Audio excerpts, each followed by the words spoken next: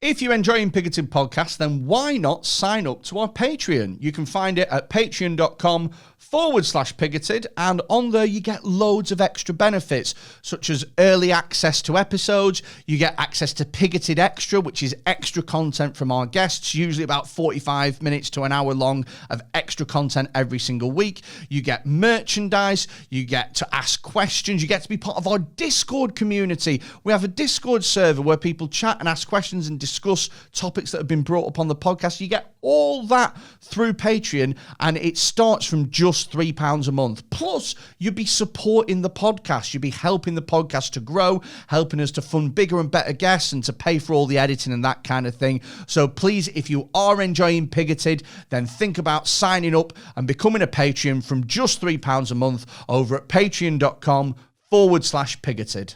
Welcome to Pigoted Podcast. Joining us today is comedian Garrett Millerick. Hi. Hello, Freddie. Thank you for having me. That was so professional to start with. Thank you very much for having me. I'm going to keep it in, it's very early in the morning. So. Business Park in Runcorn. Get all the great gigs. And our expert is cage fighter, Dean Garnett. Hi, mate. Hello, boys. Is cage fighter the technically accurate, correct term? I just prefer the word athlete, professional athlete. Yeah. Cage fighting's doesn't have a good ring to it, does it? I don't think it does the sport justice either. Really? Yeah. Why not? I just think cage fighting. I think anyone can get in a cage and fight, can't they? So I just think the way. No, I'd like to say. Yeah. I'd certainly rather not. Yeah, How do you progress to cage fighting? Just like the boxing, you're doing it and you're like, this looks a little bit too open. I'll Let's get this. summarise my sort of journey with it. I remember being an 8-year-old who started boxing. That was my route into combat sports as a primary school child. And then I remember watching Chuck Liddell fight Randy Couture on Bravo. Do you know what I mean? It was like 11 o'clock, should have been in bed, but I was up watching Bravo. And I'm thinking, wow, that's insane. Like, I was looking at the submission stuff. Because when you look at striking, Yeah. anyone can throw a punch, can't he? It might not be a good punch, but we can all close our eyes, put our head down and wing a big shot, and potentially clip someone on the chin and knock them out. We've all got that ability to a point. Whereas when you look at the grappling aspects, to me, I was like watching human chess. So that was me at like 10, 11, and I was obsessed with it then. And then I finally found you could do it in locally in England. I used to think this must just be in America. Right, yeah. So yeah, I mean, it took me from 12 to 19 to actually figure that out and go and do it. But yeah, You see, I love boxing, and I used to watch it loads, and go to fights and stuff like that. I used to really enjoy it. But it is just like, all right, okay, apart from the Fury-Wilder fight that was incredible, it's lost its way so much now. I was expecting to be out of my depth in this podcast. I wasn't expecting to be out of my depth 90 seconds into the podcast. Do you not watch? Like, I have a no sport policy that's just developed across my life. I don't watch sport. It's the thing for me is, Or indeed do it. like, imagine you really enjoy something, just anything, and No. YouTubers just start doing it. Just YouTubers start doing it and get millions and millions of pounds for it, and everyone wants to watch them. I have no idea what you're talking about. Infuriated, mate. Right, okay. Do you know Jake Paul and Logan Paul and those people? No. No, so they are very big. Really? You don't know who they are? No. Really? Legit? Legitimately, I don't know who you're talking about. Mate. Okay, so Jake Paul and Logan Paul are very big YouTubers. Right. And they decided to take a foray into the world of boxing. Right. And they've had a few... Who's he fought? Jake Paul. Tyrone Woodley, Ben Askren. He fought a basketball player who was on his first fight and just knocked him on his arse. Mayweather as well, didn't he fight? Did he fight Mayweather? Yeah, he fought, but that was the biggest fucking... Yeah, it's So just... why are they doing it? So YouTubers, as in like, why did the professional boxing promoters go yes to that? Money. Right. They make shit tons. But like, are they handy or are they like in line to get killed? All right. I think Jake Paul was a collegiate wrestler. Yeah. Who got into boxing, so they're actually not bad. He's got some legit wins over people like Ben Askren. But they're not just like influencers getting into the ring. No, the influencers with a combat sports background getting into the ring. But if they fought anyone that really even half knew what they were doing, then it'd just be game over. Right. Are you up for it? I mean, for the amount of money they're throwing at people, it's painful to watch for probably people like myself, who spent a long time around the sport, put a lot more into the sport. And I'm not just talking about me, I'm talking about people who've gone even further than I have, who've probably never even smelt that sort of money. Yeah. And yet these YouTuber guys are offering like... I remember like years ago, a friend of mine was training to be a chef, and he was just starting to work in his first professional restaurants and stuff. And Jamie Oliver did that Channel 4 program where he was like, we're going to take 15 people who are on the dole, we're going to make them professional chefs. And there were bits of the program where Jamie was going around and someone hadn't shown up for 4 days. He's like, come on, mate, get out of bed. And my friend and his mates who were training to be chefs were like, fuck, because they'd give their left arm to be anywhere near that opportunity. And they're having to watch that on TV. There was another one where Jamie Oliver taught people in a prison how to be a chef. And there was some people who were like, nah, bruv, I'm not getting up today. I'm not bothering with it. It's like, what else have you got going on, pal? Come on, there's nothing else happening. You'd be all over it, wouldn't you? Yeah, just walk downstairs. And But maybe that's your idea of hard time. You're going to do it like what's going to happen? Professional chefs are going to show up and they're going to film you making an omelette. You're like, no. I haven't got the confidence. Yeah, stick me in the hole. yeah, solitary. I'll do solitary. I'm not fucking dealing with Jamie Oliver's bullshit. Yeah, this guy's like fought off prison shankings and stuff. He's a hard guy. He's like, now, Master Chef time. Like, nope, done. I'm out. Prison shankings have gone up, but with really beautiful clean cuts. Yeah, very Like, very well gorgeous little clean cuts. He's done that well, hasn't he? He's really fucking chopped that liver perfectly. We're not talking about this, by the way, though. We're talking about COVID and vaccine passports and vaccines and shit like that. Oh, great. Now, we're looking to get ourselves in trouble on the internet, are we? Yeah, exactly. Fuck it, let's go for it. Yeah. What are you? Are you pro-vaccine, anti... Have you, Adam? I'm very keen on... I'm double Pfizer. I'm double Pfizer as well. Yeah, because we're under 40. Yeah. I got it. I generally... I sort of in the do what you're told bracket. Dean's fuming at that.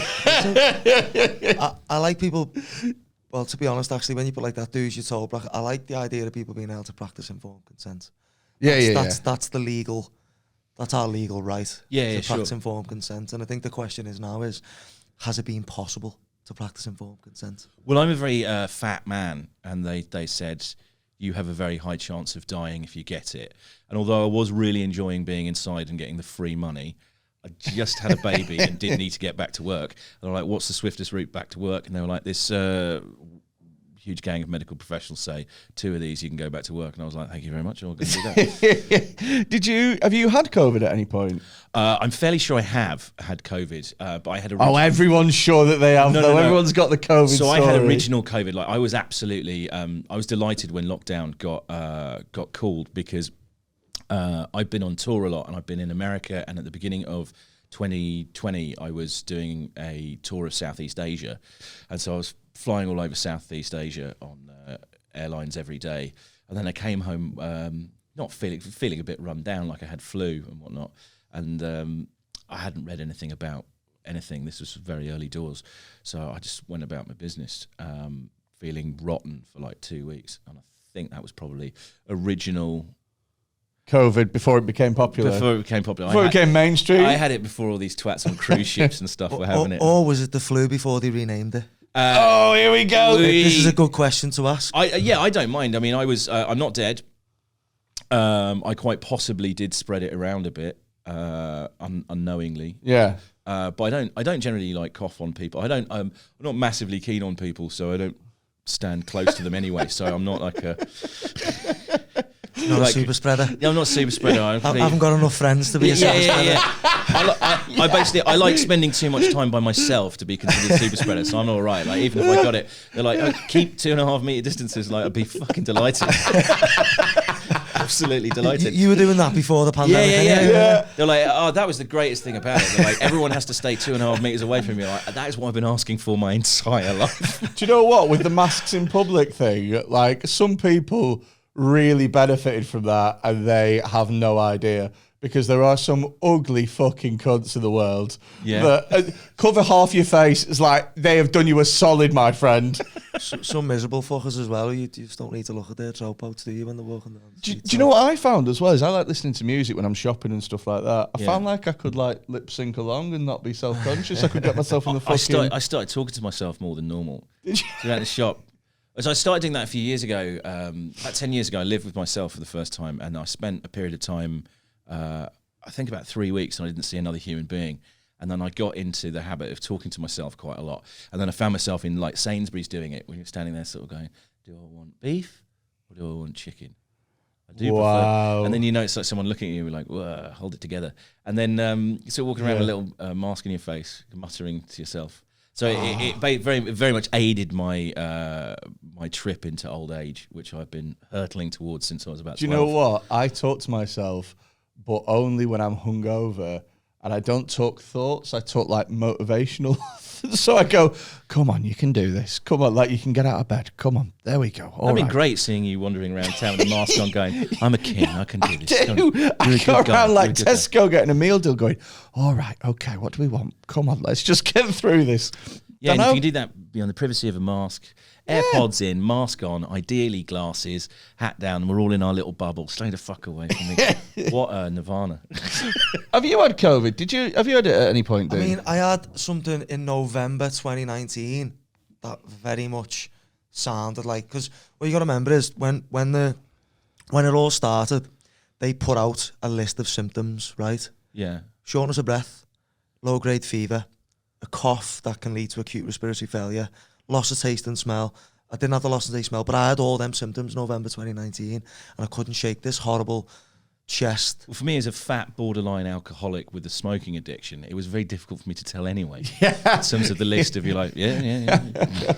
Yeah, I believe that's just how I am as a normal person. Yeah, it's like Saturday morning. Well, I had proper COVID. Did you get tested and everything? Tested COVID, defo COVID. I'll tell you what happened. I was doing a gig in Leeds, right, on the Wednesday of October this time last year. Yeah. And on the Friday, we got a message in a group chat to say the show manager has tested positive for COVID. Now, she was wearing a mask, and I didn't say two words to her because it's the show manager, and I don't care. Do you know, like they're literally just telling me when I'm going to go on stage. I'm not going to have a 20-minute chat with them. And she was wearing it, and she was far away. Didn't think about it. Anyway, on the Saturday, I was driving to a gig, and I felt fine, but I was like, I'm not worried. And then on the Sunday, it got to about 9 o'clock at night. I just felt really tired. And I was like, I probably just haven't had a good night's sleep or whatever. I'm going to get to bed. It was a bit weird for me. I went to bed. I woke up in the middle of the night, and I was in like a cold sweat. And I was like, I must have just left the radiator on, or someone's left the radiator on. Yeah. Don't worry about it. And I woke up the next day, I had a bit of a headache, took some paracetamol, just got on with my fucking life. Nothing had twigged at this point because it didn't feel like anything. And then the next day I woke up and I had a rash all over the backs of my hands, like a little tiny pinpricks of a red rash. I was like, well, that's fucking weird. That's not been publicised in the... Well, this is it. Yeah. So I messaged this group, and as it turned out, 2 other people had just tested positive for COVID who were ACs. And I was like, do any of you have a rash? And one of them was like, yeah, I had a rash on my arms. I was like, little tiny pinpricks. And he was like, yeah. And I was like, okay, that's what this is. So I rang NHS 111, and I was like, oh, yeah, I need to book in for like a COVID thing, whatever. And she was like, right, okay, have you got shortness of breath? And I was like, no. Have you got a cough? I was like, no. Have you lost your sense of taste and smell? And I said, no. She went, well, we can't book you in for anything. I said, well, this is what's happened. This is why I think I've got COVID. Like, I'm not... She shouldn't have said that. If you said you were around someone who's tested positive for COVID, it should be automatic. So I spoke to a mate of mine, and he said, just, if you fill it out online, you can just fucking make it up.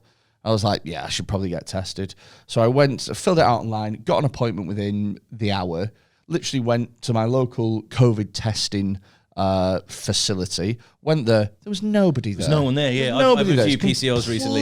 Completely empty, yeah. And you're like, well, why are you rationing this out? Do you know what I mean? Like, there's nobody here. So I went there, did the fucking swab thing, pop it in, get your results in 2 days. Now, in 2 days' time, I developed a little cough, but it was like, it was a smoker's cough. It was like... How long did the rash take to go away? A couple of days, maximum. But it wasn't like a painful rash or anything. It was just... But I developed a little bit of a smoker's cough. And it was like, you know, when you quit smoking and then you go on the piss and then you're like, fuck it, I'm going to get a pack of fags. And you just chong them.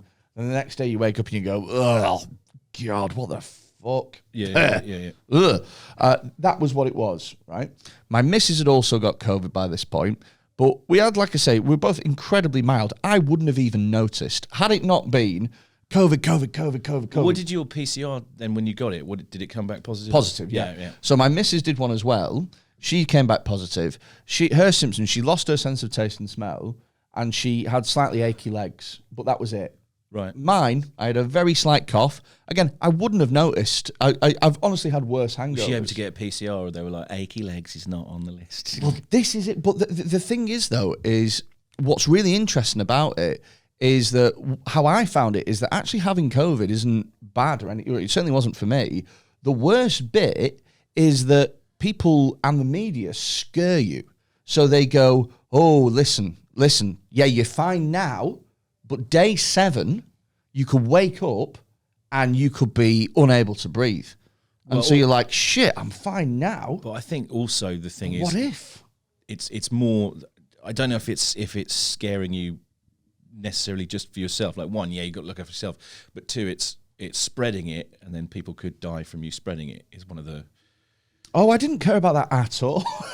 no, but they do, which is why they are looking to scare you. Okay. I think that's questionable whether the people promoting fear are really trying to do that. What you got to think about, guys, is both of you guys are double Pfizer, aren't you? Yeah. Who's paid the biggest fine on record ever?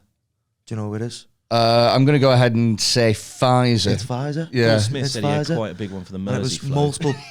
Yeah, the fucking toll bridge. Yeah. These organisations, like Joe Rogan shared a funny video the other day, and it was like, such and such brought to you by Pfizer, and it went through like 50 shows on American TV, all brought to you by Pfizer. But what was the fine for? What was the fine for? Yeah. Well, all the fines are to do with lying.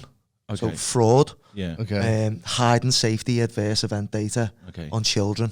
Right. So these are convicted felons we're talking about here. These are criminal organisations. And what I find interesting is whenever there are these fines, what you'll find is no individual person goes to jail, because it's not like Dr. Such and Such. It's actually the organisation operates criminally from the top down, but they've got it cushy where they just have to pay a big fine. So what's their motivation? Well, this is a good question to ask.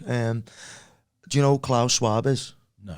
Okay, so Klaus Schwab is the leader of the Economic Forum. These are some of the videos I wanted you to watch so that you know a bit of context. Okay.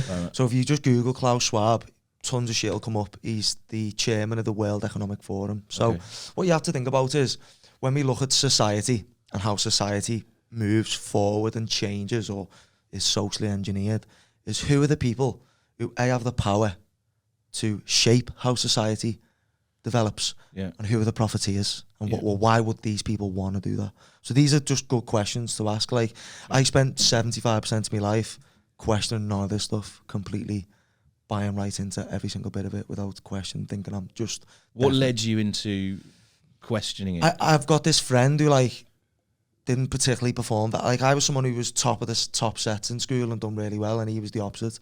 But he was always on me saying, like, such and such is corrupt, this is an inside job. And I was like, no, it's not. Couldn't be done. You couldn't have that many people on board. They're too smart to be fooled and all these things. And then I got looking into 9/11. I had to look extensively to be convinced that there might have been something untoward in that. And then that's what kind of opened my mind and then made me probably pursue this information a bit more. So the COVID things, the COVID thing, is it connected to 9/11 or just in terms of your interest in it? I would say the World Economic Forum and the power, the hidden hand behind these sort of institutions like the UN, the United Nations, World Economic Forum, the Bilderberg Group, these elitist institutions potentially could have been involved in both of these events. Okay, so for 9/11, if you go down broadly, as I understand it, sort of the conspiracy theory surrounding 9/11 is that this was done to give powerful wars and whatnot, so you could kick up the military-industrial complex and pump money into that and whatnot and spend trillions. It's always easy to justify it when you can see the money. Sure, but I can't see the money in terms of COVID because you had everyone like indoors doing nothing. Let me just challenge you. Stopping the economy. Let me challenge you. There's no challenge because I just like. Well, there is a challenge because you've just made a statement that there isn't money to be made on COVID. No, I said I can't see it. Okay, you can't see it, but it's right in front of your nose. So something called Operation Moonshot. Right, there's a British Medical Journal article on this. That's £100 billion contract, right, for PCR testing. Do you know who created the PCR test? No. His name's Carrie Mullis. Okay. And he's a Nobel Prize winner. Okay, he died in August 2019. Before he could really reap the. Yeah, you'd be absolutely. If you managed to pull this off, and then you die just before the billion. No, the Van Gogh of COVID. he would have already reaped his rewards, I think, to be honest, because now the PCR testing is run by private firms. Yeah. So Operation Moonshot is taxpayer funded, and it's £100 billion. Yeah. The NHS budget's only 2/3 of that. Yeah. So we've just spent a third more than the NHS budget just on all this testing. And again, the testing's not very accurate. I've shared many times videos of the likes of Boris Johnson, Dominic Raab talking about the lateral flow, not the PCR, saying it's 7% accurate. The NHS budget's over 100 billion. So in 2020, they spent 230 something billion on the NHS. And I only know that because I got into an argument with somebody literally the other day where they were talking about NHS funding and whether or not it's increased or decreased. But I agree with what you're saying, that it's a really large percentage. £100 billion is fucking loads. Like that's just the testing. That's not that's like, crazy. That's not like the vaccines that every man and his dog. Can I ask? Are you coming from the perspective that just so I know, like, because like. I think with conspiracy theories and stuff like that, let's take that word conspiracy theory out, because right now we haven't spoke of any theories. All right, we just mentioned 9/11 being an inside job, but other than that, we're talking about facts. Operation Moonshot's fact. Carrie Mullis is fact. Okay. I think. Yeah, so you're right. Let's just stick to the facts, and then we can have our opinions at the end. But I'm not going to talk about any conspiracy theories today, because we don't need to. Sure. I think as well, information to call on. I think as well the term is unhelpful, because it makes it sound like if you do anything other than accept a specific narrative, then you're this thing. That's a label. So what I think is better is to think of it as just an alternative way of collating the information that you've got. It's an alternative narrative. So what I sort of think is interesting to find out first of all, Dean, is do you think that COVID is a real thing? I don't know. Okay. So let me go back to Klaus Schwab a sec. So this is on my page. If you go on my Instagram page, first highlight says Klaus Schwab. Right. It's a video, okay? And it's him. It's on the UN website, this video. And it's him talking about the fourth industrial revolution, which is why I think we're having this COVID pandemic. It's to bring about the fourth industrial revolution. Okay. Now, he talks about this in the video that's on my page. It's his words, not mine. But he talks about how the fourth industrial revolution will be about revolutionising the humans, not the machinery. It'll be about changing the humans. And then he talks about genetic editing, saying if you take this genetic editing that's coming, then, you know, you will essentially... Has it changed what it means to be human? This is a good question. So we are changed for having had Pfizer. I haven't said that. I'm just telling you what Klaus Schwab said. Yeah, but that's potentially out there, right? So he said that. Okay. He said that, not me. They're Klaus Schwab's words, leader of the Economic Forum in 2015. Okay.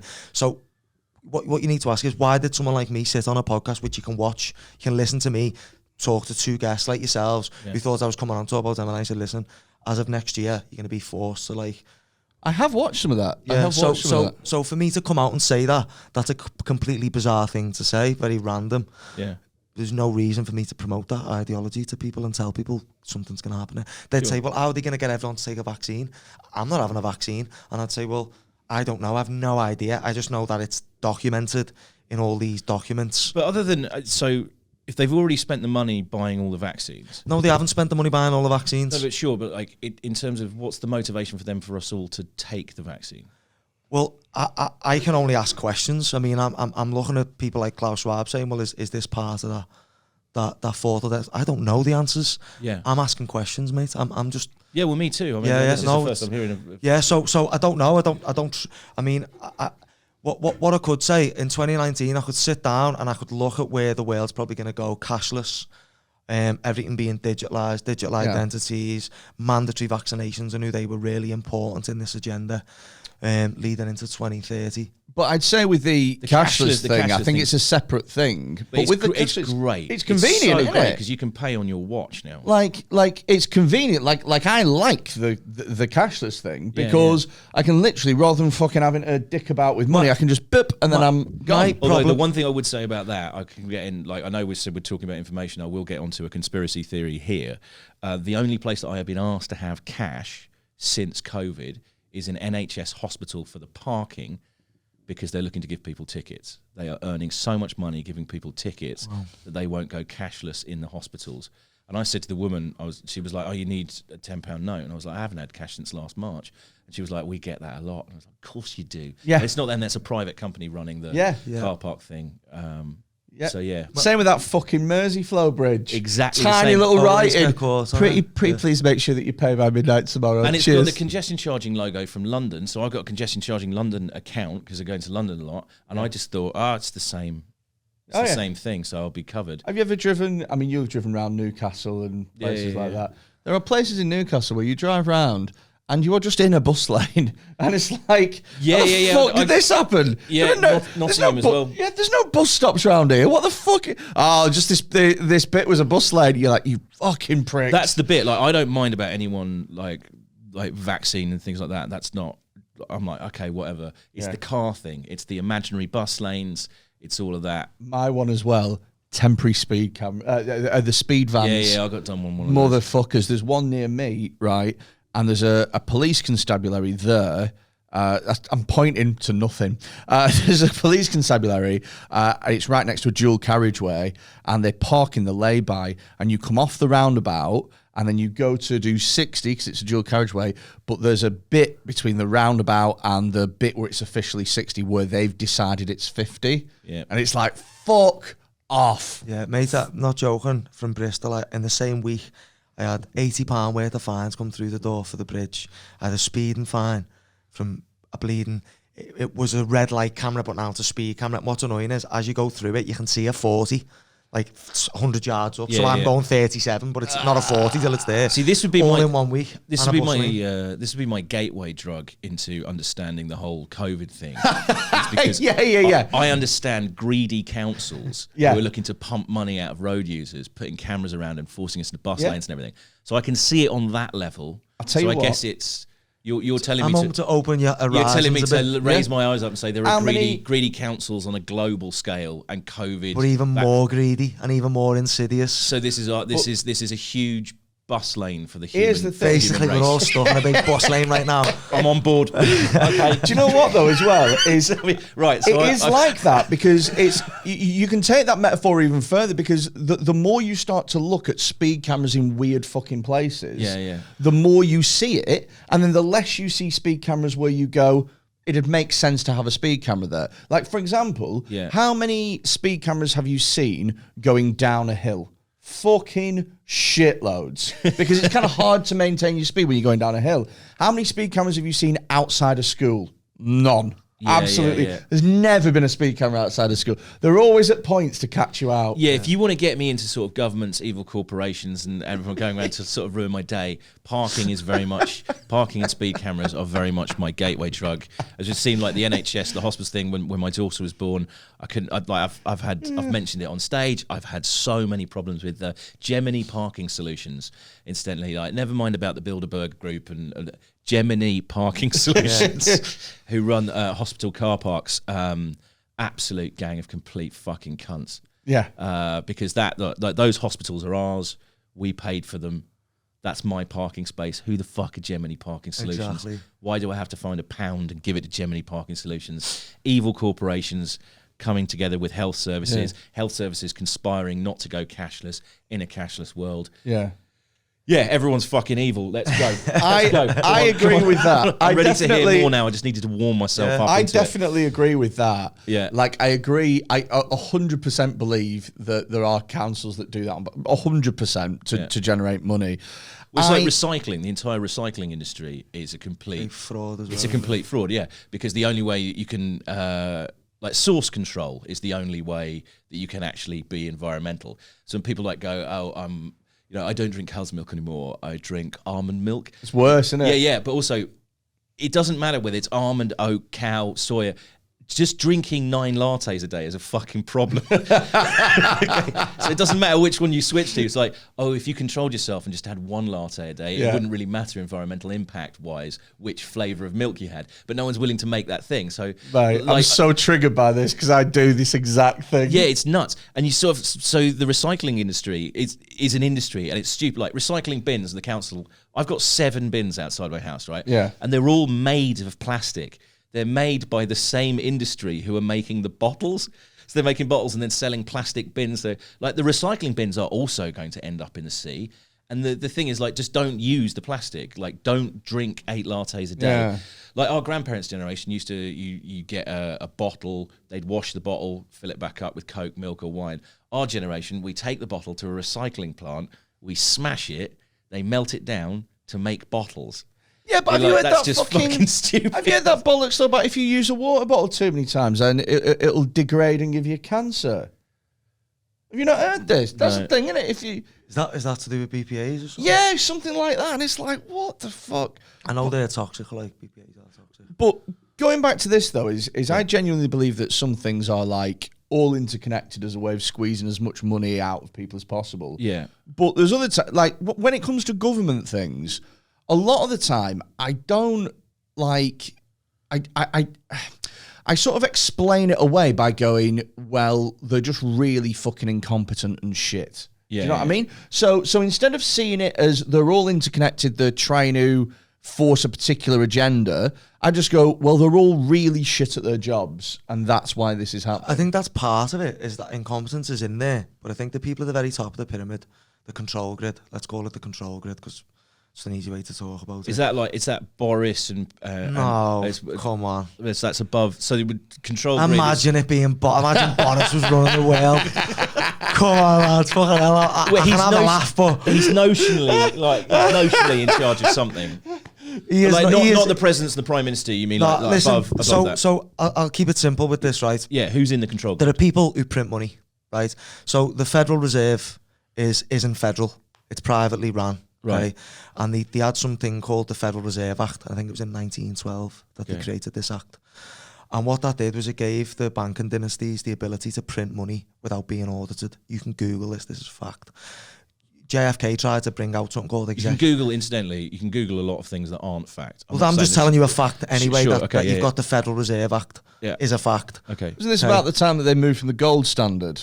I'm going to get to that now. So basically what we had was we had a global monetary system originally that was backed by gold. Yeah. And then they got rid of that. And they started printing money on the Federal Reserve out of thin air. Now you think, well, that's just one country. But then we look at the international market, and if you try and trade oil in anything other than dollars, then you're getting invaded for freedom. Do you know what I mean? So places like Iran in the past, they talked about selling oil in euros, and like it's not the done thing. So gold and petrol or oil are traded in dollars. So that means all the other countries need a supply of dollars. So for me, until Elon Musk sorts it out, then we've got electric maybe, cars. but again, Mr. Burns with a thing over the sun. Yeah, but again, coming back to that point, mate, the control grid is there. You've got people who print money at the stop, so they don't do anything for money. They're past money.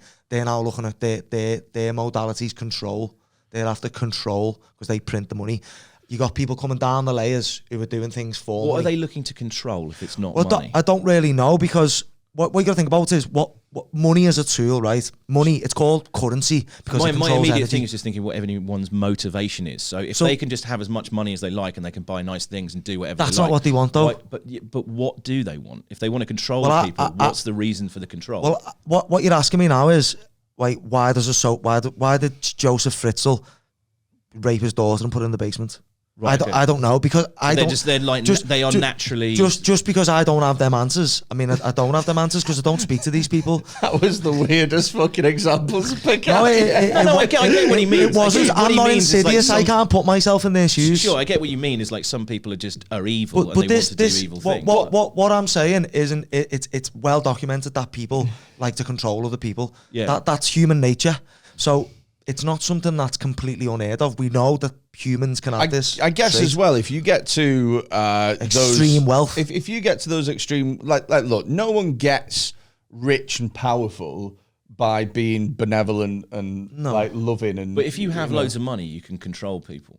Exactly. Exactly. So you're saying that they've got all the money anyway. Yeah. So they can control people. You answered my question. Yeah. The reason they wanted to print money. You're saying it's not money anymore. They're looking for something else. They're looking. Yeah. For control. So you're one of these. Got enough cash, you're one of these elite banking dynasties. You print the money, so now you can start dictating how the world works. Is it not the case that if you have enough money, then you can get anyone to do anything once? No, but I mean, in terms of the thing, if you're a malevolent nutter and you're like, I would like you to go over there and climb up the wall, there's a tenner. But if you try and control people through money, right, then you can control them once or maybe twice. But then there'll be a point how hungry they where, but there'll be a point where they've got enough money. So, for example, if I said to you, would you eat, like if I had an egg cup of shit, and I went, would you eat that for 100 grand? Yeah. You'd probably... Depended if I needed the 100 grand. Yeah. Well, all right, okay. So if you did need the 100 grand, would you eat it? No. No? Really? If you really needed it? No, sorry, if I didn't need the 100 grand. Oh, yeah, so if you did need 100 grand... then you're getting onto like... But I don't know. I've never been in a situation where I'm starving or... But here's the thing. You'd eat it, like, for example, get 100 grand, and then if I said, do it again... I can't believe I agreed to have this conversation at 11 o'clock in the morning, completely sober. But then if I said, do it again for another 100 grand, you'd be like... I've got enough now. But it depends what you've been able to do. If you took that 100 grand and started a business and the business needed to expand, you're like, get me another cup of shit. And what if it weren't eating shit? What if it was just telling a lie? And then a year later... He was telling a lie all day long. So look at Matt Hancock, right? Where's he now? What does he do now? But just answer me question. Just answer me question. I said, where's Matt Hancock now? Well, he was meant to get that. What's his job now? Well, he got sacked from that other job that he resigned from the health secretary. He became a Tory backbencher. Now he's been given a job by the UN advising Africa on climate change. He's been sacked from that now. So he's been what's the word? They rescinded the job offer. Okay. But at the time it was very dodgy. But my point was going to be that if I try and financially motivate you to do something, you do it once or twice, but then when you become financially independent, that stops working. So whereas if I motivate you with fear and I top that fear up, then it doesn't matter how many times. I want to know though what I'm being asked to do for my vaccine. Because for me it was, they said like take it and you'll have a reduced chance of dying. I was like, great, I'm a parent, that seems like a good thing to have, and also you can go back to work. So I enjoy going to work. So I was like, fine. But so far I haven't been like at work or looking after my daughter, and someone's popped their head around the door and I'm going, you've injected yourself with something. You've actually injected synthetic mRNA into your body. Yeah, with limited trials. I know, but I've taken so many fucking. That's all right. So my problem isn't with a cashless society or people having a vaccine. It's when you're lied to do them things. That's where I have a problem. But I wasn't lied to, because they said, this is what we think this will do. And I was like, right, okay. And they came up with it in a year. I was like, okay, well, it's not going to be the most tested thing. I don't think they did come up with it in a year. I think they came up with it in like 30 years.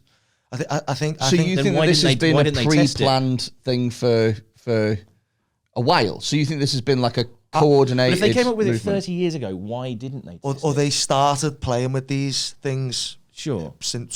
Like, you can actually... check this out. So mRNA vaccines didn't appear last year.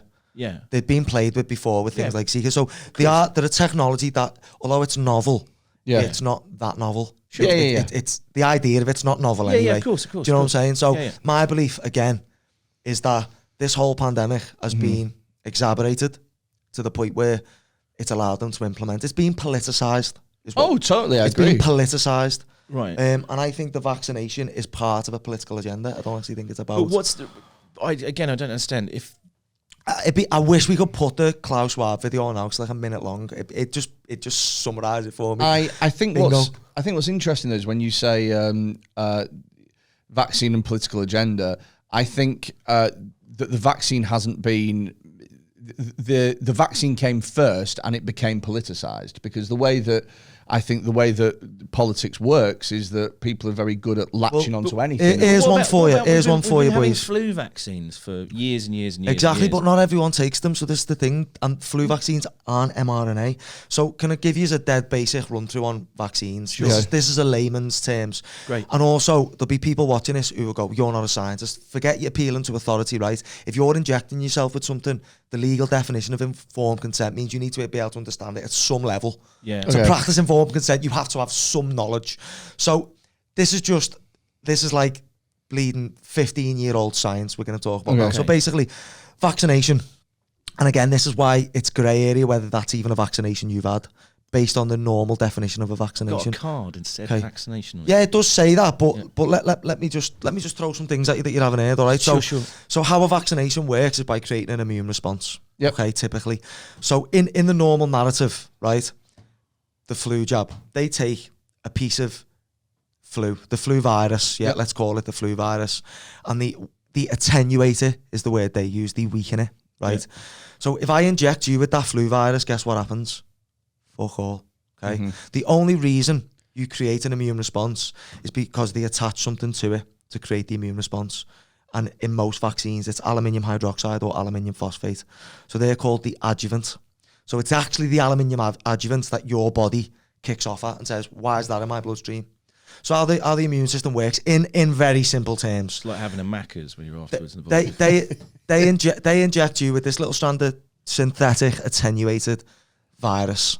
Yeah. Okay, but they attach something toxic to it. So when it goes into the body, the immune system, the adaptive immune system, it bypasses your innate immune system, which isn't natural. Anyway, it goes into your body. Your adaptive immune system says, "Oh my God, this motherfucker here, he hangs around with aluminium. Aluminium's not good for me. Let's build antibodies to fight that particular strain of virus." All right, so that's your standard vaccine. All right, hear me out. Is that definitely true about the aluminium thing? It's 100%. That's why the aluminium's in there. But otherwise, it wouldn't be in there. But if I'm not going to turn into Jeff Goldblum out of The Fly, then who gives a fuck? Well, yeah, I guess as long as it works. I give a fuck. But what's the downside of it?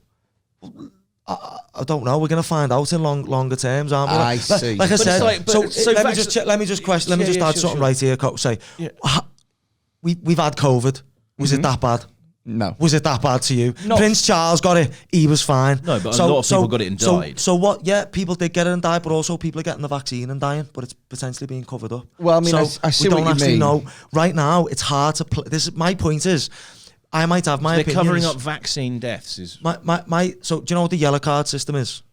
No, go on. No, so that's where you report vaccine injury. Have you ever looked at the yellow card system? No. So we pulled swine flu vaccines off for like 12 deaths. Just go on the government website, type in yellow card gov. It's a government website. Yeah. Now the problem you've got with the yellow card system is isn't that percentage scale? So if you're looking at the swine flu thing, it's a percentage of, like, if it's 12 and you've given it to 100 people, that's a huge percentage. If you've given it to millions of people and you've got like 100, that's yeah. So it's risk benefit. So that's for people to make themselves. But you haven't made that decision. You haven't practiced informed consent. You should have known about all the stuff I'm talking about today to sit back and go, all right, well, I will get it. Well, it's worth me getting it. I think that you can give informed consent. You can agree to something. If we bring up the legal definition of informed consent, to practice informed consent, you have to know both sides of a debate. Be informed on any topic, you have to understand both sides. But you do that throughout your life. You do that every single day on like 1,000 things a day. Yeah, that you haven't studied the thing. But also, who gives a fuck? That's part of the social contract. I don't understand how Wi-Fi works, but I'm like, I'll use it. And if someone turns around and goes, "That was giving you cancer," I'll be like, you know what? It was very useful. But you might pretty quick. You might moderate your use, though, mightn't you? So for me, I still use Wi-Fi. Absolutely not. I still use Wi-Fi. No way. Well, some people might. Some people are more health conscious. That's their right. Yeah. Do you know what I mean? I'm health conscious to a degree. Well, so I think I don't want to inject myself with synthetic RMA. But nobody's forcing you to. I think as well. What we are, so it's all I say. No one's forcing you to, but we're being coerced to do it. I definitely agree with that. So that's not cool. That's not meant to happen. Legally, that's not moral. But you've gone and looked at the information and you've said, this is my choice and this is my decision. So beyond that, you're not being. Well, what I would say. So let me just challenge that. So okay. if my siblings live in Australia. Mm-hmm. Okay. Yeah. Let's say in 6 months' time they open up their international borders and say you can't come in because you're not double jabbed. Yeah. So this is the problem I've got. Is when I was in Germany recently, I couldn't go into a cafe because I wasn't double jabbed. Well, like that is a problem. That's a medical apartheid. Let me quickly say, and if the vaccine works, why are they Why are they vaccinated? Why are they worried about mixing with the Let me quickly say a couple of things. First of all, is I'm pro-vaccine, but I'm anti-vaccine passport. So I think that you should always be, people should be encouraged to get it.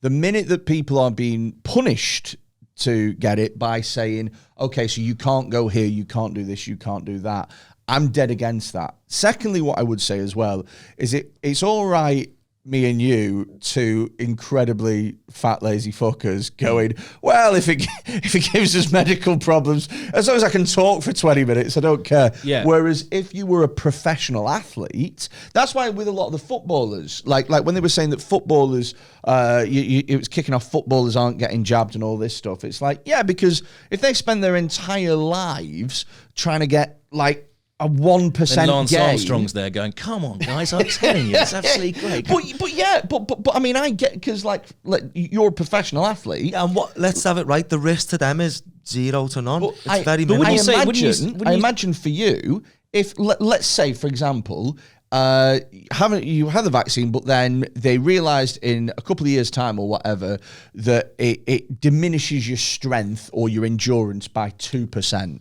Now, for you, that's like a career-defining fucking, parameter, isn't it? That could change your whole career. That could, that could be the difference between being a world title winner or being somebody who loses a contract. Whereas for us, we take a microphone out of the it's going to be a bit harder. Here's a question for you, right? Yeah. Would you give, let's say next month the government comes out and says, right, we're giving 6-month-olds the COVID jab. Would you just be like, yeah? We're giving what, sorry? We're giving 6-month-olds the COVID jab. How quickly would you take your child in for that jab? Yeah, straight away. Yeah, pretty much. Yeah. Would you? I do a bit of reading around it. Well, I mean, this is my issue. Where would you do your reading? Where would you look?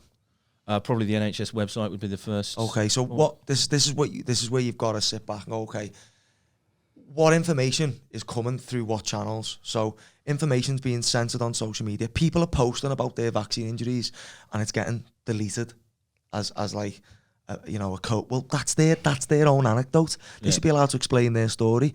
So we've got censorship in one side, and then we've got a narrative. So recently in Ireland, I've seen a couple of doctors were struck off. They had the medical license revoked for saying that this vaccine does not need to be given to children. There's no justification. There's no risk to children. We don't use children as a shield for adults. Isn't it the transmission, though? Yeah, but that's so health to me is individual, right? If self-isolating works, then why do I need to do it if you stay home? But like on That's on you to stay home. If your vaccine works, why do I need one? So we've got these. But like, I'd like my daughter to have a relationship with her grandparents without her having a high potential of killing them. But what if in 5 years' time it comes out that there is long-term health problems associated with mRNA technology? That's exactly the same. She's had a variety of jabs and vaccinations since she's been born, and you have to go through life. I've had all them jabs. Yeah, this is not the first vaccination. No. So this is not the first vaccination I've had either. But you have to go through most things in life are done on articles of faith. Because you don't have time to become a PhD level in everything. So you have to take the information you're given and you have to move on and you have to deal with Do you remember thalidomide? Yes. So do you know how long thalidomide stayed on the shelf after the alarm was raised? I don't know. 5 years. Right. 5 years of women going, those drugs deform my child. No, you were stressed. You had stress, love. Wasn't thalidomide. So this is what I'm saying. If you just Google top 20 payouts from Big Pharma, it will straight away make you go, fucking hell. But like a minute ago we were saying, look, people are now saying water bottles can give you cancer. That's life. Like everything you go on, you learn and you carry on, and people work things out, and we change our society. Like we don't have leaded petrol anymore. Of course, we're don't. moving towards electric. We don't make pipes out of lead and things because so that doesn't mean the people who did. It's all but I'd rather not be the person who did. I'd rather practice caution. So I didn't get to this before, but we talked about how normal vaccines work in layman's terms. Sure. When we look at the COVID vaccine or the mRNA ones, yeah. So in a nutshell, unlike the other vaccines, they're not injecting you with a piece of COVID, right? They're injecting you with something called, synthetic mRNA, okay? So your body uses mRNA as a form of messaging. It's a way your cells can communicate, and it's a way for your nucleus to give your cells instruction. Yeah. Okay? So they're injecting you with like all this synthetic mRNA, and then they're using like a lipid nanoparticle, which is the delivery system. This injects it into the cytoplasm of your cell. It makes its way into your nucleus, right? And then it gives your cell instructions to create the spike protein. Okay, that's how this vaccine works. That fills the body with spike proteins. We're seeing more emerging science now saying actually what makes COVID so toxic is the spike protein. So when the science is always changing, I certainly don't think it's smart to stick a 6-month-old baby or a 12-year-old kid in the firing line. If you want to experiment on yourselves, great. I'm not against that. I'm not against that. Sure. I'm against the vaccine. I'm against me rights being like offered. You want to go here, you want to go there, take this injection. I'm against that. I'm not against people taking an injection. But it's the same as it's kind of a similar argument to climate change, isn't it? Because I'm not a climate scientist, but I've been told, and I take it as an article of faith, that the climate is changing and we need to stop doing that. So people ask me to change my lifestyle in ways that do inconvenience me. I'm happy to do it, but I'm doing it on an article of faith. I'm doing it because informed people have told me this is happening. I'm going, that scans, fine. I'll stop using plastic in this way. I'll modify my behavior in that way for the greater good. But I'm not going to sit down and become a top-level climate scientist. You don't have to. I'm not pretending to be a vaccine expert either. I'm trying to be informed. Yeah, that's it. I'm not asking you to be a climate scientist. But we started. And by the way, not using plastic and injecting yourself with something, we shouldn't compare them. We shouldn't, that's not fair. You didn't just stop using plastic. You injected yourself with something. Yeah. That's okay. I'm not saying it's a problem. Sure. But it's not the same as not using plastic. It didn't inconvenience me in any way. I'll tell you what, right? There's a doctor called Dr. Stephen Wright. Yeah. Okay, he's 32. He died like the day after taking the vaccine. Yeah. Okay? Yeah. I've spoke to his wife. She's been at many of the protests we've been to and stuff. So what you've got to do is accept that there is a reality of risk. I didn't know that you've been to protests. Have you been to protests? I've been to loads of protests, especially. Oh, sure. I'm not saying that there isn't a risk, but there's a risk with everything. Yeah, of course there is. So what? But the problem is we don't know the risk. So we know the risk of COVID to me is 0 to none. To your baby, it's 0 to none. Yeah. Okay, even to Prince Charles got it, he was all right. Boris got it, he stayed home. So well, it's not. It's clearly not. I mean, if we're talking about sort of googling things and looking at evidence, it's not 0 to none. For me, it is. For me, I said for me and a 6-month-old baby, it is 0 to none. Okay. No, it is. That's the truth. Okay. That's the truth. Right. Okay. So it's 99+% fatality rate for someone. All right, they told me I was at risk with my asthma, but like I said, I think I had something in November 2019, but I wouldn't say I've socially distanced at all for the last 2 years. My line of work hasn't had to stop because I'm involved in elite sport and education. I've been fine. I haven't died. Do you know what I mean? So it's clearly low enough that I've gone about my business and it hasn't affected me. Okay. My thing was, because I'm double jabbed. I wasn't in a particular rush to get it or anything like that because I'd had COVID and I was fine. And I was like, well, I've got the antibodies, so I'm not really sure why I'm doing this. But another thing that bugs me is this idea that natural immunity is now being removed from the scientific realm.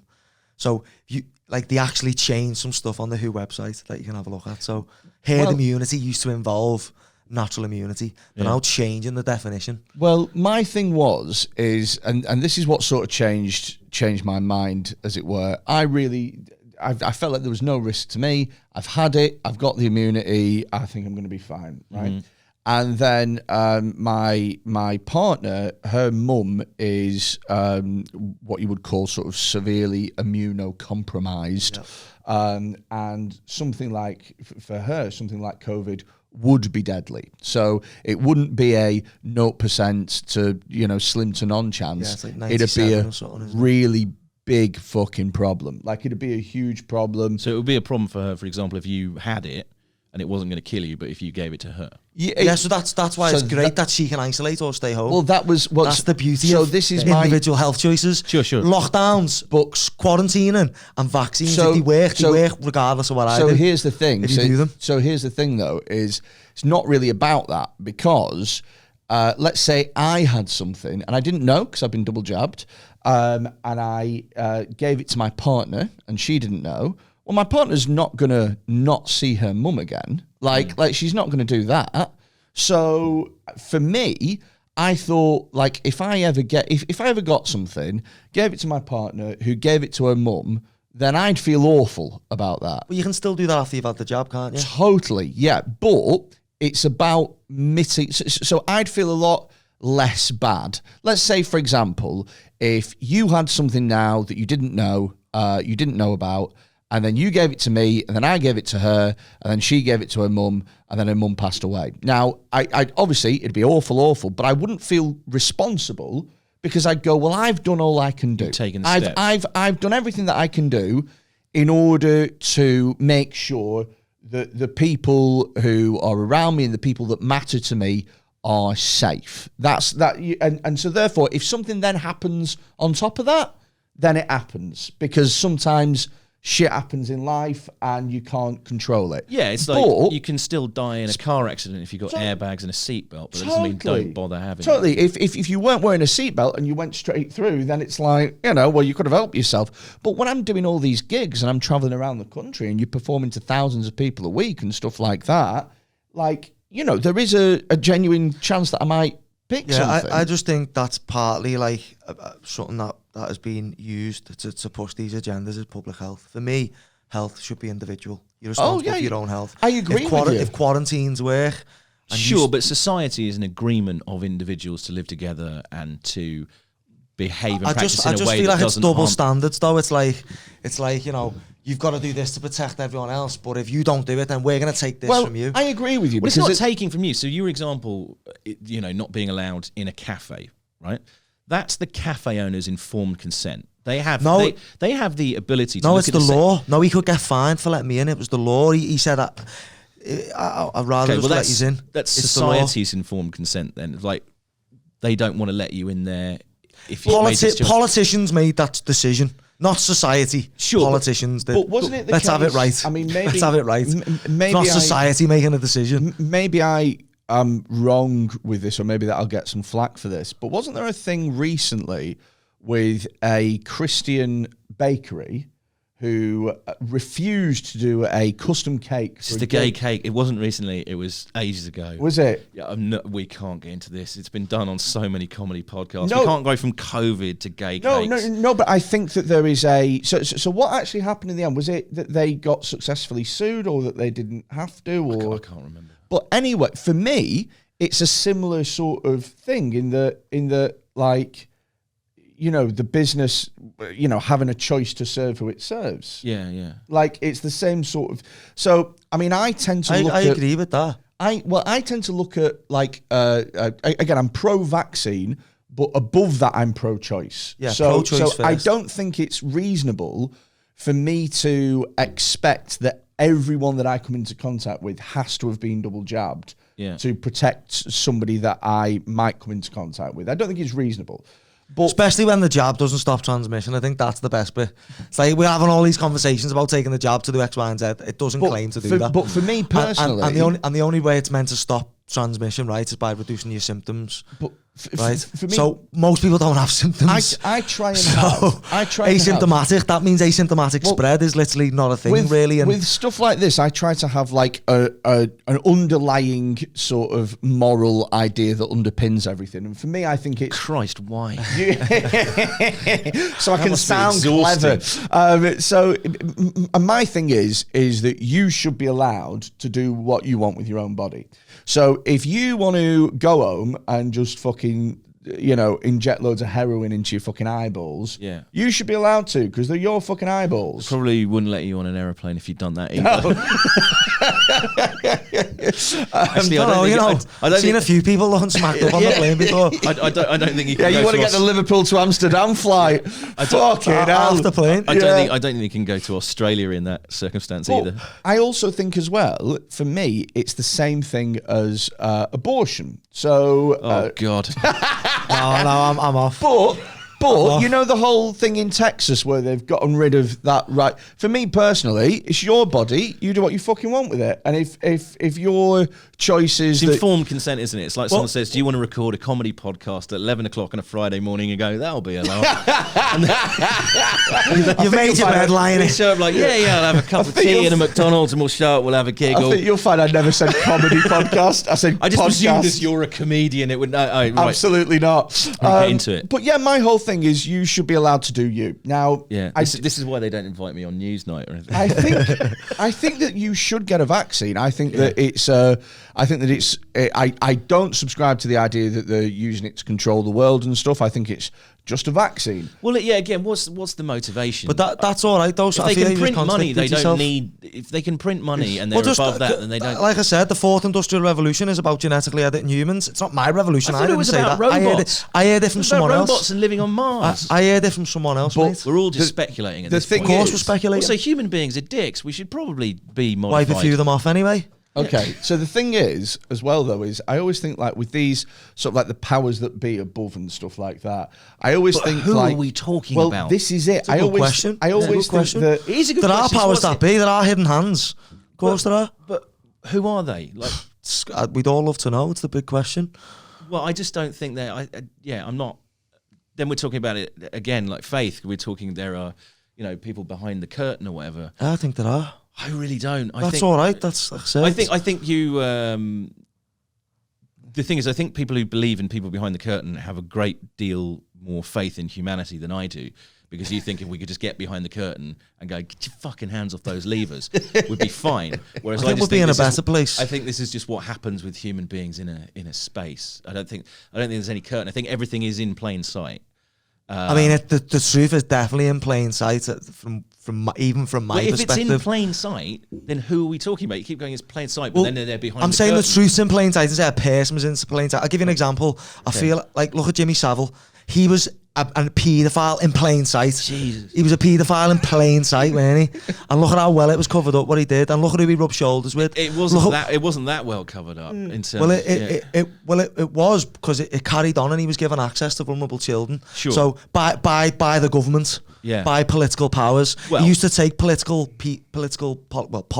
Largely by television producers. That as well, but largely a lot of political involvement as well. If you look at the stuff in Jersey and Hort de le Grand, it's well documented which politicians went with him to Hort de le Grand. And there's lots of pictures of him with Prince Charles as very close associate. But anyway, here's a quick one. I'm sure they're all pretty nice people. I'm like, it's easy to like laugh at it and say, oh, this person's behind the curtain, but there are people, a small number of people who have insane amounts of wealth. That's my job, is just laughing at stuff. Yeah. But do you not think it's reasonable? Let's say all of the top 50 most powerful rich people in the world collaborate. Do you think it's reasonable that they talk to each other? Yeah, of course, Yeah, do you think it's reasonable that they collaborate on things and chat to one another? And I would expect them to, yeah. Yeah, and they have a vested interest in how society develops. Yeah, in sort of. I just don't think they're interested in that as necessarily nefarious. But they'd realise, they'd know that for them, for the top 50 or whatever, if they work together, they can control everything. Whereas if they work against one another, then some of you will win and some of you will lose. Yeah. Mm-hmm. So it makes more sense for them to go, let's all collaborate. That's what I think of when I think of a behind. Can I add something to that, Freddie, that quickly, right? So again, this is speculation. And this is it is documented, but how true it is, we don't know. But apparently in 1700s, late 1700s, there was a meeting held in Germany, it was Dusseldorf or somewhere like that, right? And it was put together by a guy called Adam Weishaupt. And he put it together on behalf of the banking dynasties. And apparently they all met and had this conversation, like, why are we working against each other when we can work collectively? Well, the meeting wasn't particularly effective, as then the entire world went to war shortly after that. Yeah, but there's actually, so these people profited from the war together. So these people profit from wars. They didn't pit themselves against each other. You only have to look at, like... Did they benefit from the financial collapse post-First World War? Massively, yeah. Because what you got to remember is, right, so... Here's how the banking system works in a nutshell. We've got the Federal Reserve and other banks like that, right? Yeah. When the invasion of Iraq began, the American Federal Reserve loaned billions of pounds to the government to then buy arms. Who are they buying arms off? The same people who were in this conversation. Yeah. Actually, the Bin Laden, relatives of the Bin Laden. So, yeah, they profit massively from these. I don't the think... industrial complexes, aren't they? It's an military industrial complex. I don't think necessarily that if you have a group of people like that, I don't think necessarily their aim is to control what happens in the future. I think it's more about seeing what happens and then how best to react to it. So not necessarily about control or anything like that, but about maybe like how do we get the most out of this situation? That's how I used to see it 2/3 of my life. Now I see it as if these people look at it and go, how can we engineer or how can we capitalise on a crisis to create the response we want? It's called the Hegelian dialect. But you're saying they're printing money anyway, so what's the response they want other than just chaos? Control. We've had this conversation, right? Yeah. They print money to control people. That's it. You keep asking me like that, like that's some fantasy idea. No, that's quite reasonable. No, it's not a fantasy idea. Quite reasonable. No, I'm saying, yeah, but I'm saying, you're saying they print money to control people. I get that. So what do they need to do other things for? I don't know. I'd love to know. Because we're saying we're doing. We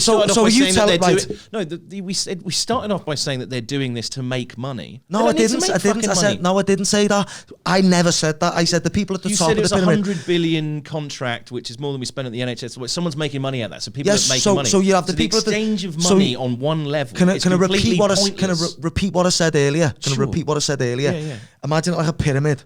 The top of the pyramid prints the money, yeah? In order to control the behaviour of the people lower down the pyramid, currency is used. Yeah. Yeah? Does that make sense? Yes, it does. I just don't know what the other behaviour, like locking people up, or why are you bothered, like, getting a contract for PCR if you can print money? So the people, 100 billion is pointless. The people who print the money want to change behaviour. The PCR testing is part of this behaviour change. But why are they looking? But what is the motivation for the change in behaviour? I don't know. I can only guess. But if there's no motivation, if you can't work out a motivation, that's the key to everything, isn't it? Yeah, to no, work it out is. why something is happening in one way, and if there 100%. if there are pressures on something, you have to work out what the motivations of those so pressures are. If Klaus Schwab was here now, I'd ask him why did he want to genetically edit humans. I would ask the question. If you got his number, then we can get him. I would get him on. We'll be on the podcast next week. Klaus Schwab. Yeah. No, I don't know. I'm speculating. I've admitted this. I am speculating. I don't know the motive. Well, I can only. But why won't you speculate on a motive? Why would I? So what do you mean? Why won't you speculate on a motive? Because I told you, like, listening to people like Klaus Schwab talk about genetic editing. Yeah. That but why does he want to do that? I don't know. He didn't say why. Okay. He didn't say why, mate. But these are the reasons why I said they're going to mandate vaccines next year. Could the reason for him behaving like this be positive? Could he edit people to cure cancer? But it would have been nice. Suffering. It would have been nice if he was honest and said, "This is why you're going to take this vaccine," and maybe they hadn't capitalised or politicised. Perhaps when did you say that he said it? Was it 2015? Yeah, it was the actual interview. So the thing is like when I think of genetic engineering and stuff, I think of making it so that people are less susceptible to diseases and stuff like that, or making sure that people don't have physical ailments and stuff like that, you know, making sure that people's limbs are grown and they're nice and strong and straight and, you know, things like that. So, for example, we worked with a comic over last night with cerebral palsy, and I imagine that genetic engineering would be about stopping him from, like, you know, developing that. You wondered for a second where that was going, wasn't it? Stopping him from developing that, whatever it is, you know, that he developed that made it so that he has cerebral palsy. I am dancing around a very hot flame, aren't I? But you get what I mean. Is in the future we might be able to cure diseases.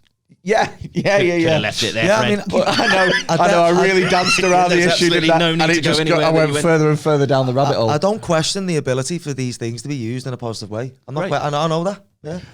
But they can also be used nefariously. How would you use them nefariously? What would you use? I don't know the true motive, but you know, I can see where they want to take society. They want to digitize society. Potentially, they want genetically edited humans. I don't know what the benefit is of that because I have no idea. Well, presumably, like we just said, the benefit of that could be the end to disease. It could be that, or it could be they want less people in the world. It could be, but like going back to, like, you mentioned 9/11 to kick off with. Obviously, that was an absolute disaster. But should we have never experimented with aviation because down the line someone was going to crash a plane into a building. No, never said that. I see what you mean. No, I know you haven't said that, but that's not how I see any of it. That's a anyway. question that I'm asking generally in terms of my asking questions. Like, if we're going to move on and do things, why do we have to concentrate on the nefarious things? If we said we don't understand a motive for people being nefarious, then why do we fall on that side? Why are we not going, we could be curing disease and that sort of thing? Just to quickly sort of take it in a different tangent, are you for or against vaccine passports? What is in people being able to go places? Oh. I don't know. I haven't really thought about it.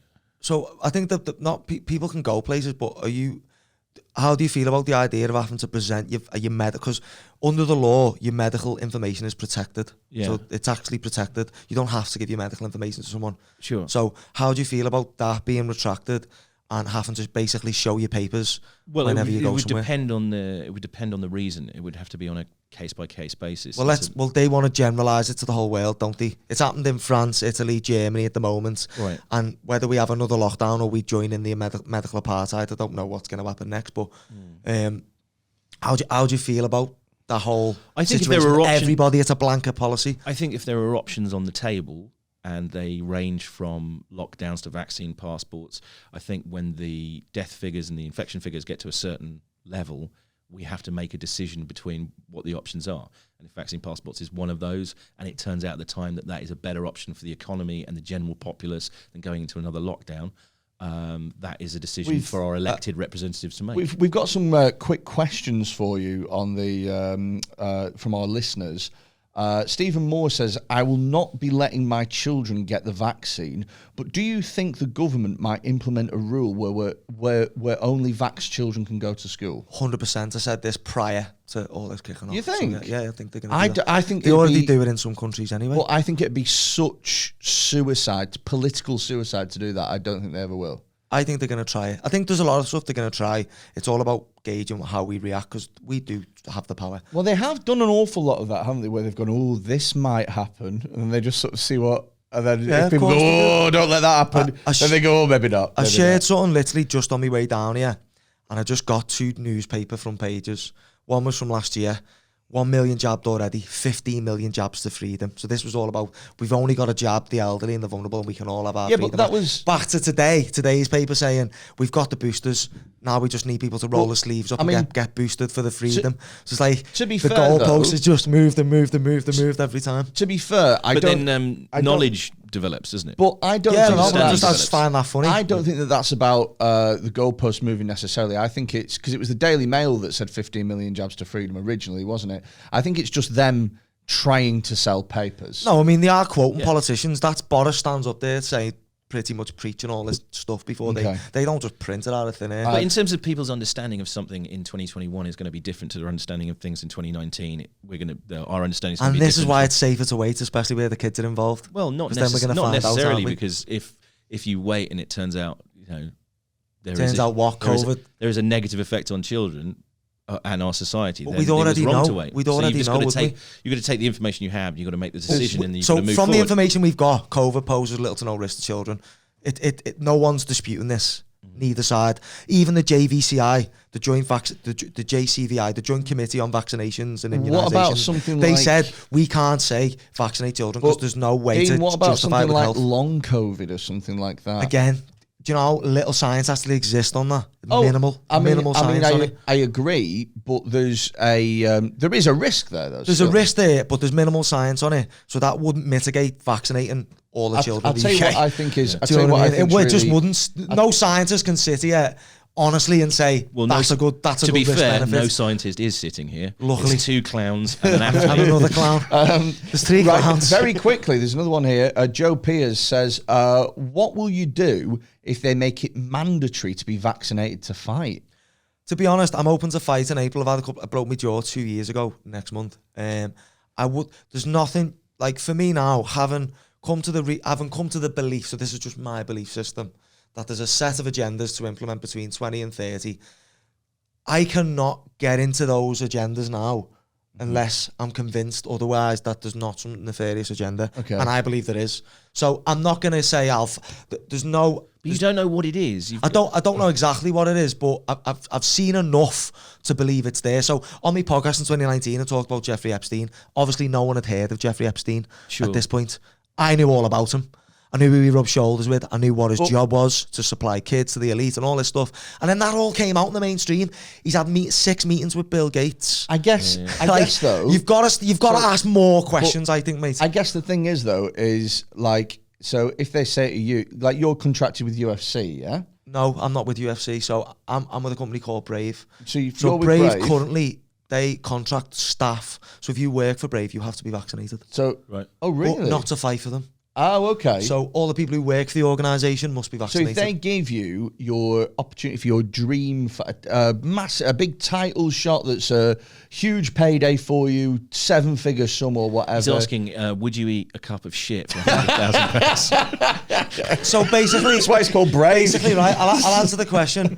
Maybe not for 100 grand, but maybe for $1 million. Okay. I'd eat the cup of shit knowing that eating shit could give me real bad stomach problems and make me shit myself and make me quite ill. But I still wouldn't take the mRNA jab until it's been knocking around for like 5 years. Okay. Okay. So here's a good one from Colin Hagan. He says, and this is with regards to vaccine passports, tell me how you make sense of the fact a bar manager can get the doorman legally to refuse you entry to a venue because you are carrying a knife or wearing Gola trainers, like those two are equivalent. They are absolutely equivalent. But any doorman will know if you're wearing Gola trainers, you're probably carrying a knife. But hasn't got. Although there's a thing in Liverpool, isn't there, with Hugo Boss, isn't there? Like, you're wearing Hugo Boss, you're not fucking coming in. Is that right? Yeah, it did happen for a while. I don't know if it's stopped now. They've got a bit. I was in Liverpool town centre yesterday. They've got a huge Hugo Boss shop, which is pissing in the wind if you're not allowed. Have you heard about the footballer Ali Sissoko trying to get in? Obviously into not. A night? This is so funny. So, are you a football fan? A little bit. So there's a footballer who played left back for Liverpool, maybe about 10 and 12 years ago. His name was Ali Sissoko. That's all you really need to know. Okay. He's in the he's queuing up to get into a nightclub in Liverpool, and then there's a dude in the queue who's like, "You're fucking Ali Sissoko," and he was like, "Yes, I am. Yeah." And he was like, "I'm not doing Ali Sissoko's accent. He's French. That's why." Okay. Yes, I am. Oui. Okay. And he said, "See, you're willing to pay the people of France more respect than the people of Liverpool." And he said, "Listen, lad, he says, you don't need to fucking queue up. You don't need to queue up with us. Yeah. You just go to the front, tell the bouncer that you're Ali Sissoko, and they'll let you in." And he was like, "Oh, okay." So he got out of the queue and he walked up to the bouncer and went, "Hiya, I'm Ali Sissoko." And the bouncer went, "I know you are, mate, and you're not coming in because you're fucking crap." Just, that was great. Just thought, what a beautiful fucking... And it's such a shame because he'd gone to all the trouble of getting vaccinated and everything. Yeah, and he only got the vaccine to get in, and he didn't wear his favourite Hugo Boss up. But anyway, he says, tell me how a venue can refuse you entry to because you're carrying a knife, wearing Gola trays, but hasn't got the same rights to refuse admission when you can't prove your sweat or breath won't kill someone. So what he's saying basically in a roundabout way is, why is it all right that we can say you've got a knife or you're not wearing the right top or whatever, and that's all right, and we don't have a problem with that. But why do we draw the line at vaccine passports? I think that's an interesting question. Because the vaccine doesn't stop transmission. Simple answer. It's a simple answer. I don't get why people can't see this.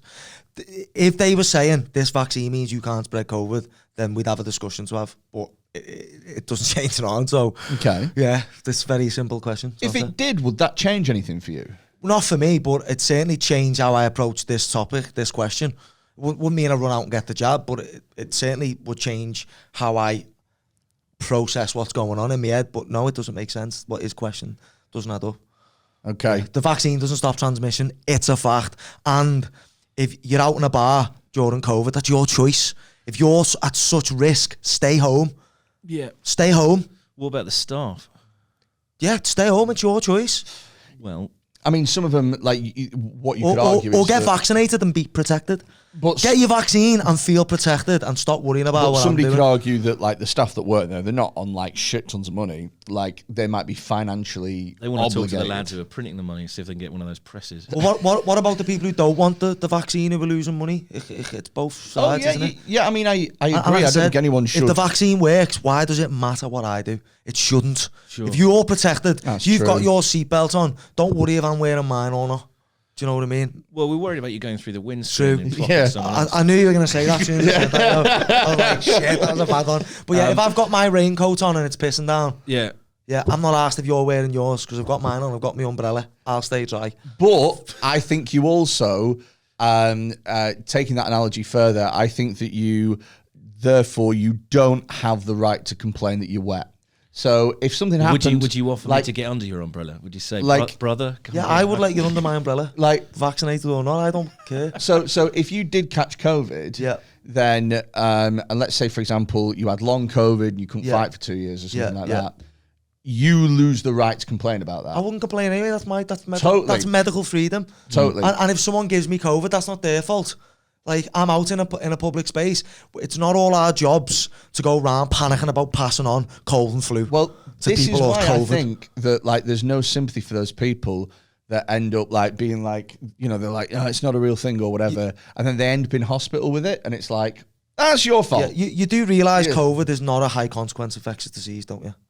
In terms of Just legally. What are you talking about? I've been locked indoors for 18 Exactly. months. But this is what pisses me off. If you go on the government website, Yeah. as of the 18th of March, it was downgraded. So it's not Ebola. We're not talking about Ebola. Yeah. Do you know what I mean? We're Yeah. talking about something with the mortality rate of cold and flu. Let's just be real about it. Yeah. It's the truth. last question on here. It better be, Freddie, because I'm going on an open top bus tour of Liverpool later on. It comes on. It comes from John Hyam.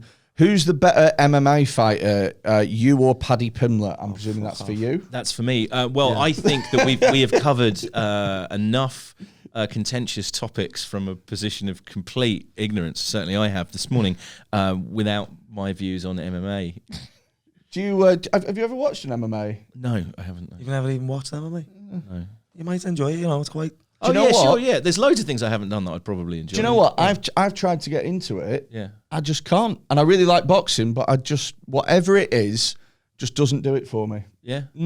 Just doesn't do it for me. It's just not my sport. It just doesn't come up in like generally like sport things. It's not easy accessible, is it either? No, I suppose the not. minute that grappling happens, I go, and I don't know what's going on. I'm like, Once you I do don't know how to understand. get, once you start to see a little bit of it though, it becomes better to watch, obviously. of course, yeah, like It's like anything, cricket. Like, I don't know what the fuck's going on. I I can't used see- I to can't- say the same, but then I went to a cricket match and I hated it when I went to a cricket match. I loved it. Do you know what I went to see? It's the shortest, what they call test match. Shortest test match 2020 in cricket. history.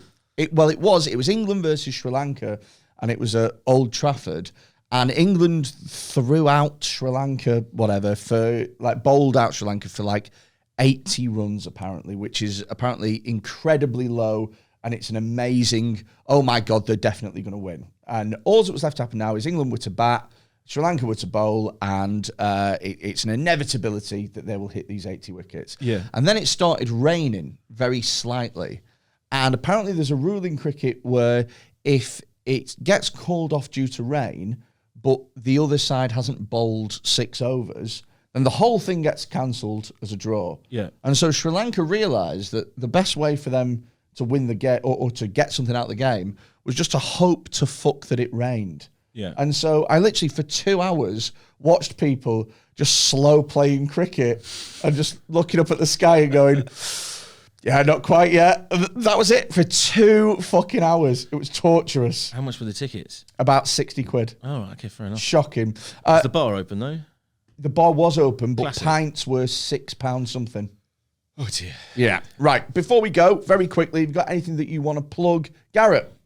Yeah, I've got a book coming out called Vaccines and You, get on it. which will be available on Kindle. No, I've got actually. Yeah, sorry, I do. I've had a. Well, it sounds good. Yeah, I know, right? It's too early in the morning. I've got a new album out. It's called Smile. It was recorded just pre-COVID, so These Where can you listen to it? everywhere. It's on Spotify, Amazon Music, Apple Music, wherever you can get albums. You can either stream it or buy it. I will put a link to it on Spotify in the 8 descriptions for YouTube. £800 Gorilla Records will send you to their website, and then you click on the album, and it'll give you whatever. Oh, nice. Yeah, Do you know, I might listen to that on the way home. Is it on Spotify now? Yeah, myself. Oh, sweet. I'll check it out. It is good. It is very funny. It's very, very funny, Garrett. Yeah, yeah. Particularly when I know what I'm talking about.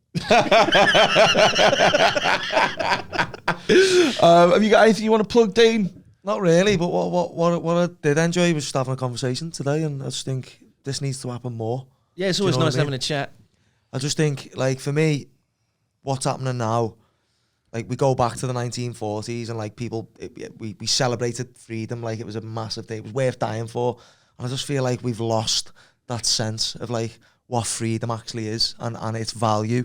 And I think the only way to come back is through conversations like this. And like I said, we don't all have to agree, but we all need to be able to have a dialogue, don't we? I think definitely having a chat where you can walk into a conversation and you don't necessarily know someone else's position or even your own position, and just being able to hash things out is always a very valuable thing without people getting cross. That's it. And I do try my best to put myself in other people's shoes, and that's the benefit of doing it. So look, my message to everyone is just talk about it. And again, as far as injecting kids with the COVID vaccine, I just think it's safer to wait. And that was the main message for me to get out there today, was that, like, I just don't agree with you. And thank you both for coming on. It's thank you, been mate, loads for of having fun. me. And if you have enjoyed it, sign up to the Patreon, patreon.com/pigoted. You can get access to all the content and extra stuff and loads of stuff for literally £4 a month, £1 a week, and you help support the podcast.